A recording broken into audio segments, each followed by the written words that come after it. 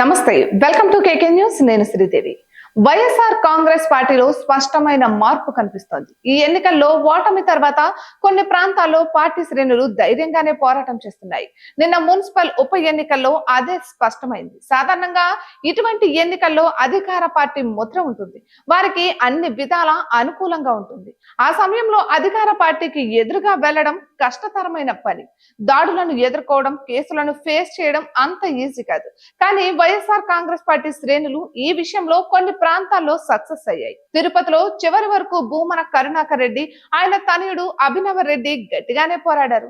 నిన్న తునిలో సైతం అదే స్పష్టమైంది. దాడిశెట్టి రాజాతో పాటు ముద్రగడ పద్మనాభం, కురసాల కన్నబాబు ఇదే మాదిరిగా చివరి వరకు అడ్డుకునే ప్రయత్నం చేశారు. అయితే పిడుగురాళ్లలో సైతం వైసీపీ నేతలు అడ్డగించారు. కూటమి గెలవవచ్చుగాక, కానీ వైఎస్ఆర్ కాంగ్రెస్ పార్టీ నేతలు శ్రేణులు ధైర్యంగా ఎదుర్కోవడం మాత్రం విశేషం అని చెప్పాలి. 2021లో స్థానిక సంస్థల ఎన్నికలు జరిగాయి. మున్సిపల్ ఎన్నికల్లో వైఎస్ఆర్ కాంగ్రెస్ పార్టీ హవా నడిచింది. తెలుగుదేశం పార్టీ దారుణంగా ఓడిపోయింది. అయితే అప్పట్లో వైఎస్ఆర్ కాంగ్రెస్ పార్టీ దూకుడు ముందు నిలబడలేకపోయింది తెలుగుదేశం. కనీసం ఆ పార్టీ శ్రేణులు నిలువరించే ప్రయత్నం చేయలేదు. ఫలితంగా రాష్ట్రంలో ఒక్క తాడిపత్రి మినహా అన్నింటినీ క్లీన్ స్వీప్ చేసింది వైఎస్ఆర్ కాంగ్రెస్ పార్టీ. అయితే అప్పటికే సార్వత్రిక ఎన్నికలు జరిగి 2 ఏళ్లు పూర్తయింది.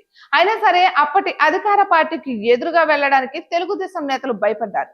కానీ ఇప్పుడు ఆ పరిస్థితి లేదు. ఓడిపోయిన 8 నెలలకే వైఎస్ఆర్ కాంగ్రెస్ పార్టీ నేతలు కూటమి అధికారానికి ఎదురెళ్లడం చిన్న విషయం కాదు. అటువంటి చోట్ల మాత్రం వైఎస్ఆర్ కాంగ్రెస్ పార్టీ శ్రేణులు బయటకు వచ్చేందుకు కూడా ఆసక్తి చూపడం లేదు.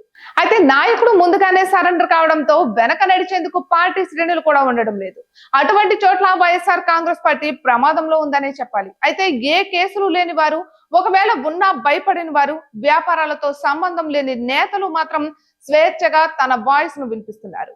కూటమి ప్రభుత్వాన్ని ప్రశ్నిస్తున్నారు. నిలదీసినంత పని చేస్తున్నారు. నాయకుడిని చూసి కేడర్ కూడా ధైర్యంగా బయటకు వస్తుంది. ప్రభుత్వ వైఫల్యాలను ప్రశ్నిస్తోంది. ఇటువంటి మరెన్నో వీడియోస్ కోసం కేకే న్యూస్ తెలుగు ఛానల్ ని సబ్స్క్రైబ్ చేసుకోండి.